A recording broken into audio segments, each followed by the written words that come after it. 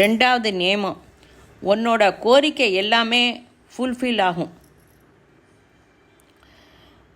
அதாவது உன்னோட பொண்ணுக்கு கல்யாணம் ஆகணுமா, அத்தாரிட்டி, பகவத்கீதை அத்தாரிட்டி, 1 hour ஸ்ட்ரெயிட்டாக உட்காந்துக்கோ.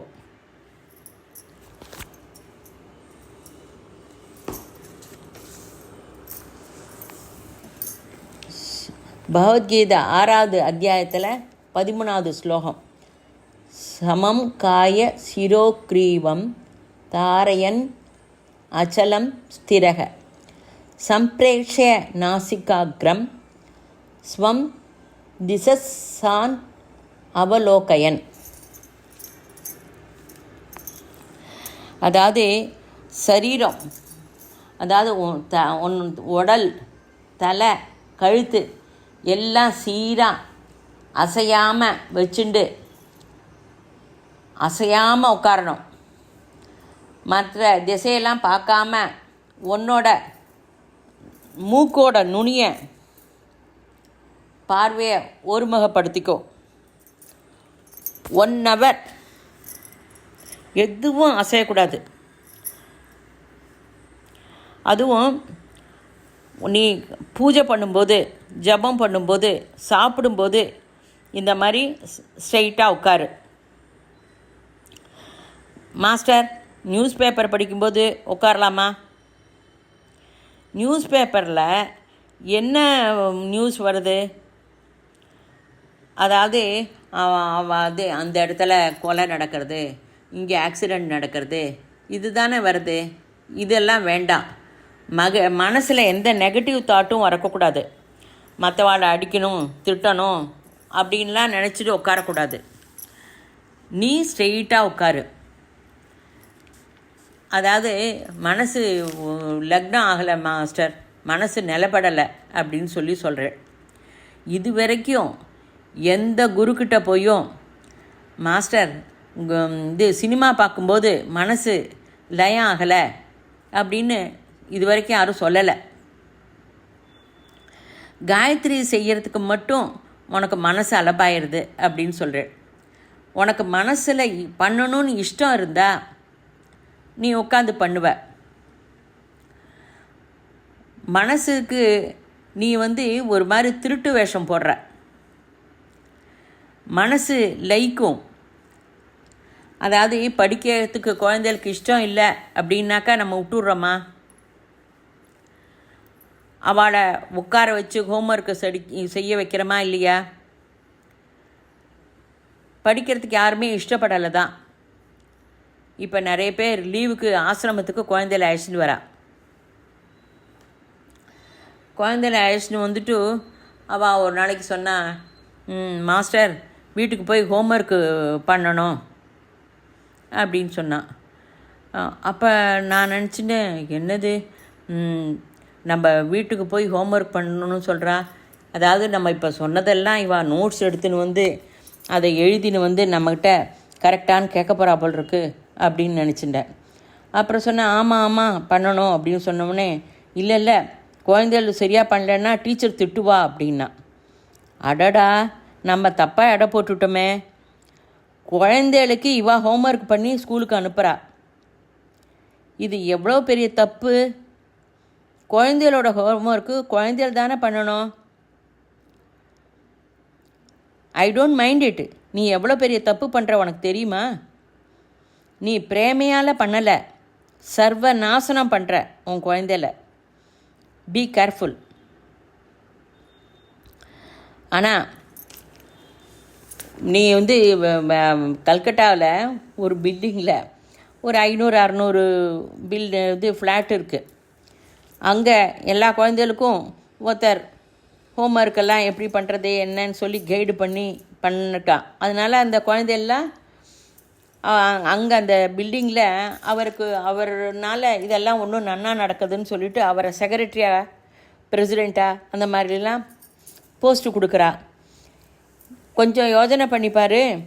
நீ உன்னோட குழந்தைகளை மட்டும் இல்லை, எல்லாரோட குழந்தைகளையும் ஹோம்ஒர்க் செய்ய விடாமல், அவள் டியூட்டி அவள் செய்யாமல் இருக்கிறதுக்கு நீ துணை போகிற.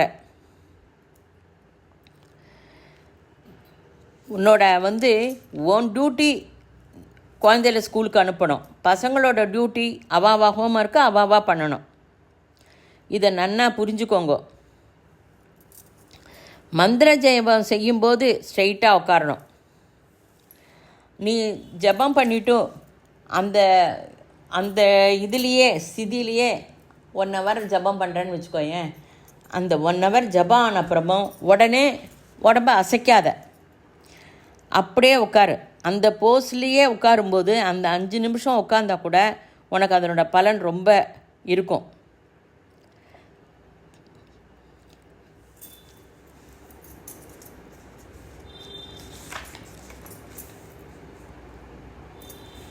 யம் லப்த்வா சாபரம் லாபம் மன்யதே நாதிகம் ததஹ யஸ்மின் ஸ்திதோ ந துக்கேன கிருணாபி விசால்யதே. பரமாத்மாவை அடையிறதா மாதிரி இருக்கிற எந்த பேற்றை பெற்றதும் இதை காட்டிலும் வேறு ஒரு பேரை உயர்வானதாக நம்ம சொல்ல மாட்டோம். பரமாத்மாவுடன் ஒன்றிவிட்ட எந்நிலையில் நிலை பெற்ற யோகி மிக பெரிய துயரத்தால் கூட கலங்க மாட்டான்.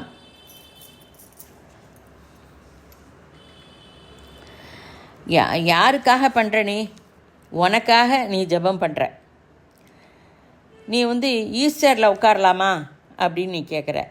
உடனே நீ உனக்காக கேட்குறியா எனக்காக கேட்குறியா தெரியல. ஜபம் பண்ணும்போது ஸ்ட்ரெயிட்டாக உட்காருன்னு சொல்கிற. நீ புரிஞ்சுக்கோ, ஜபம் பண்ணும்போது தியானம் பண்ணும்போது ஸ்ட்ரெயிட்டாக உட்கார்றதுனால உன்னோட ஃபைனான்ஸ் ப்ராப்ளம், குழந்தைகளோட சம்மந்தப்பட்ட ப்ராப்ளம், ஹெல்த்து எல்லாமே செட் ஆகும்.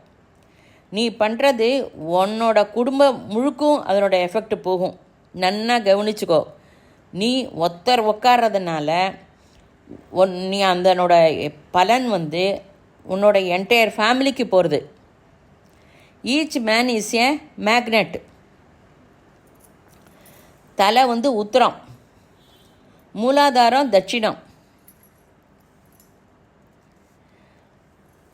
பீனியல் கேண்டு மேலே ரொம்ப முக்கியம். ஆக்ஞா சக்கரம் பிட்யூட்டரி கிளாண்டு.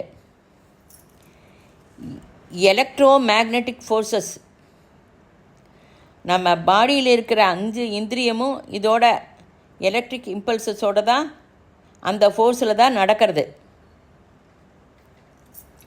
இதை நியூட்ரான் எலக்ட்ரான் அப்படின்லாம் சொல்கிறோம். எல்லா நர்வுகள் எனர்ஜியும் கண்ட்ரோல்டு எலக்ட்ரிக்கல் இம்பல்சஸ். நீ உன்னோட உடம்புல 19 கிலோமீட்டர் வேகம் நீ சுற்றுற. அதாவது சூரியன் சுற்றுறதுக்கு அந்த வேகம் உன்னோட உடம்பு சுற்றுறது. நீ உன்னோட மேக்னெட்டை கரெக்டாக வச்சுட்டா சுற்றுப்புறத்தில் எல்லாமே கரெக்டாக நடக்கும். உடம்பு எர்த்துக்கு ரிலேட்டடாக இருக்குது. ஃபிசிக்கலாக அதாவது இந்த மாதிரி ஸ்ட்ரெயிட்டாக உட்காந்தா ரொம்ப நல்லது, இதுக்கு மேலே லாபம் இல்லை அப்படிங்கிறா. ஒரு மேக்னெட்டிக்ஸ் கிளாஸை வச்சுட்டு கீழே அயன் சின்ன சின்ன துண்டு போட்டால் அது எல்லாம் அப்படியே சேர்ந்து ஒன்றாயிடும். அந்த மாதிரி தான் நீ ஸ்ட்ரெயிட்டாக உட்காரதனோட பலனும். இதுக்கு மேலே பலன் எதுவும் கிடையாது அப்படின்னு சொல்லி ஸ்ரீ கிருஷ்ண பரமாத்மா சொல்கிறார். அர்ஜுனன் ஊர்வசியே அம்மான்னு சொன்னவர், சிவன்கிட்ட பாசுபதம் வாங்கின்றவர். அவரே அவ்வளோ கரெக்டாக சொல்கிறார். அவருக்கு அவ்வளோ தாரம், அவ்வளோ லாபம், அட்டைன்மெண்ட் ரகரகரமாக கிடைக்கிறது. நமக்கு இப்போ முக்கியமாக அலைன்மெண்ட்டு சரியாக இல்லை, கரெக்டாக இல்லை. அட்லீஸ்ட்டு தியானம் ஜபம் பண்ணும்போது மட்டும் ஸ்ட்ரெயிட்டாக உட்காருங்கோ. அதாவது ஒருவேளை உன்னோட ப்ராப்ளம் தீரலை அப்படின்னா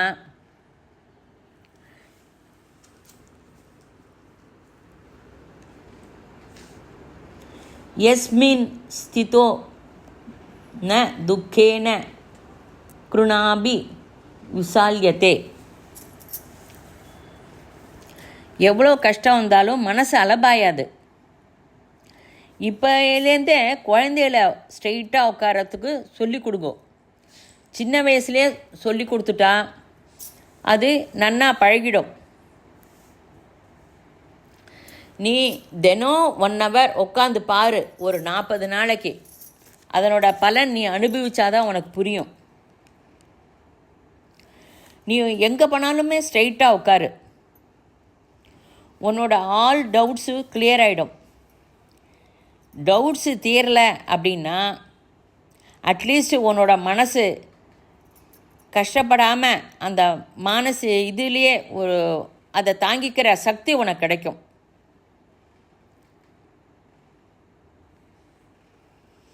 மானசிக ஸ்திதி ரொம்ப முக்கியம்.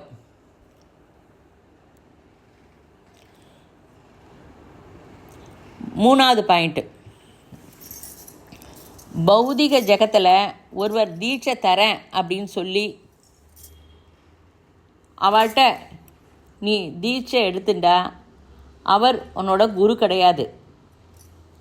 அவர் வெறும் மெசஞ்சர் மட்டும்தான். அசலான குரு, நிஜமான குரு நீ செய்ய செய்ய வருவர். எப்போ வருவர்? அவர் சொன்ன வேலையை நீ செய்யணும். நீ செய்யறதுங்கிறத ஒரு நம்பகம் அவருக்கு வரணும். அப்போ தான் வருவார். காயத்ரியை பண்ண பண்ண மானசிக ஸ்திதி வருது.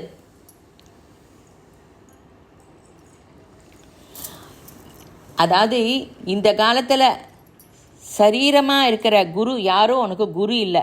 அதை நன்னா நினைவுபடுத்திக்கோ. காயத்ரியோட சக்தி பற்றி உனக்கு தெரியல. அதாவது காயத்ரி செய்ய செய்ய குரு வந்தால் உனக்கு டிரான்ஸ்ஃபார்மன் ஆகும். அவர் சொன்னதை நீ செய்யணுமே தவிர அந்த ஸ்திதியில் நீ இருக்கியா? இப்போ திடீர்னு குரு வரார். குரு வந்து நீ இதை பண்ணு அப்படின்னு சொன்னால் நீ உடனே அந்த வேலையை செய்கிற மாதிரி அந்த மானசிக ஸ்திதியில் நீ இருக்கியா? நம்ம அவர் வந்து சொன்ன உடனே ஏதோ சால்ஜாப் சொல்கிறதுக்கு தான் ரெடியாக இருக்குமே தவிர நம்ம யாருமே செய்யறதுக்கு ரெடியாக இல்லை. பௌதிக ஜகத்தில் நிஜமான குரு வந்தால் எப்படி பேசணுங்கிறத நம்ம தெரிஞ்சுக்கிறோம்.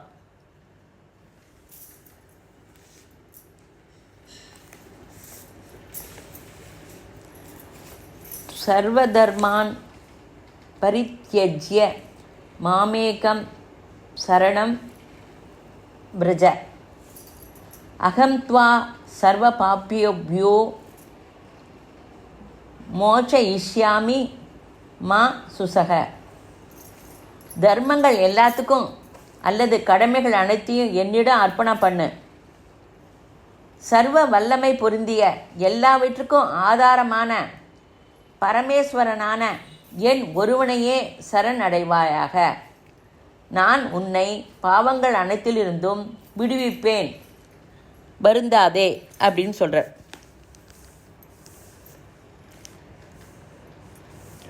அர்ஜுனன் ஸ்ட்ரெயிட்டாக உட்காந்தா எவ்வளோ லாபம் வருது? அப்போது உனக்கும் எவ்வளோ கிடைக்கும்? உனக்கு அலைன்மெண்ட் அது சரியாக இல்லை. நீ ஸ்ட்ரெயிட்டாக உட்காந்தா எல்லா ப்ராப்ளமும் தீரும். நீ உட்காந்து பார்த்தா தானே அது தீருமா தீராதான்னு சொல்ல முடியும். அவர் வந்து பகவான் சர்வ வியாபி. நம்ம எல்லாருமே கொஞ்சம் முன்னாடி பின்னாடி தான் இருப்போம். நம்ம இதை காயத்ரி பண்ண பண்ண நிஜமான குரு வந்தால் எப்படி நம்ம நடந்துக்கணுங்கிறத தெரிஞ்சுக்கிறோம். சர்வதர்மான் பரித்யஜ்ய மாமேகம் சரணம் பிரஜ அகம் த்வா சர்வ பாபேப்யோ மோஷயிஷ்யாமி மா சுசக. நாரதர் வந்த பின்னாடி அந்தகனான இருக்கிற வால்மீகி ஆனார். நாரதர் வந்தவுடனே அந்தகன் இருக்கிறவர் வால்மீகி ஆயிட்டார். 5 வயசு பாலகன் துருவன் ஆனார். நாரதர் வந்தப்புறம் 5 வயசு பாலகன் பிரகல்லாதன் மகா சக்கரவர்த்தி ஆனார். குருவோட டச் வந்துட்டா you will be no more something speed. உனக்கு ஏற்ப குரு எங்கே இருக்கார்?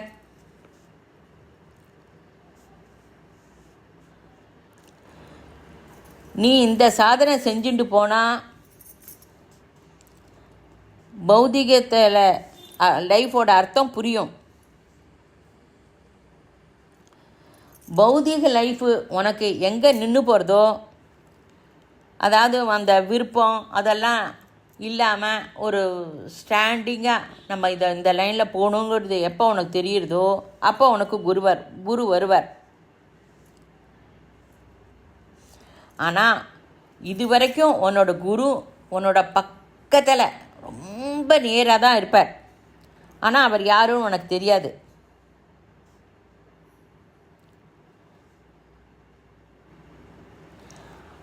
அவர் யாராக இருக்கும்னு சொல்லிட்டு போட்டு மனசை குழப்பி நினைவுபடுத்திக்காத. Never do that. குரு உன்னை தேடி வருவார். குரு உன்னை அடிப்பார், உன்னை திட்டுவார். நீ நினைப்ப நான் ஒன்றுமே பண்ணலையே, எனக்கு எதுக்கு கஷ்டம் வருது அப்படின்னு. அது கண்டிப்பாக குருவால் தான் இருக்கும். அதாவது இப்போவாது நீ அவர்கிட்ட போவாயா? நம்ம எப்போதுமே கஷ்டம் வந்தால் தான் குருக்கிட்ட போவோம். சுகமாக இருக்கும்போது யாருமே குருக்கிட்ட போக மாட்டா. நீ பாபா கிட்ட போனா அவர் கூட குருவோடைய ரிஃப்ளெக்ஷன். ஸ்ரத்தையோட கூடிய ஸ்ரத்தைன்னா என்ன? குரு வார்த்தை சொல்கிறார், காயத்ரி பண்ணுன்னு. எந்த குரு சொல்வார்? நீ குரு சொல்கிறத நீ செஞ்சால் உனக்கு ரிசல்ட் வரும். புரியுறதா? காயத்ரி மந்திரம், தியானம் நாம் எதுவுமே செய்ய மாட்டோம். அப்படின்னா எப்படி? இந்த காலத்தில் மொத்த பிரபஞ்சமும் குரு சேத்தனத்துவ கண்ட்ரோலில் தான் இருக்குது.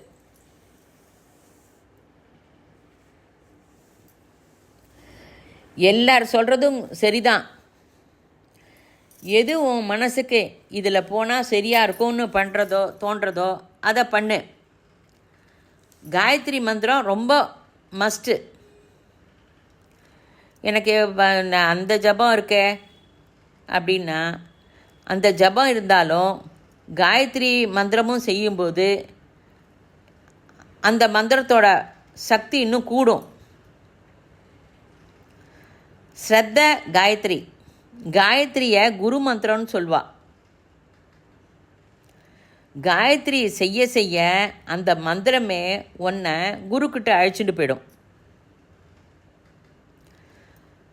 வேறொரு மந்திரம் செஞ்சாலும் காயத்ரி கண்டிப்பாக பண்ணலாம்.